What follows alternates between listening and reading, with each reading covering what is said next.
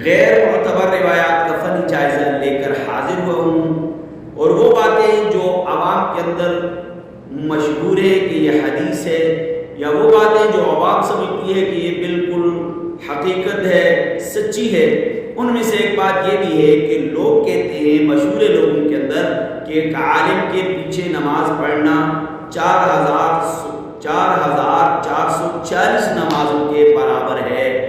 ایک عالم کے پیچھے نماز پڑھنا 4440 نمازوں کے برابر ہے۔ یہ من گھڑت ہے، من گھڑت ہے، من گھڑت ہے، من گھڑت ہے۔ ہاں، عالم کے پیچھے نماز پڑھنا، صالح شخص کے پیچھے نماز پڑھنا، اس کا اجر ضرور ہے، لیکن یہ 4440 والی کہانی نہیں۔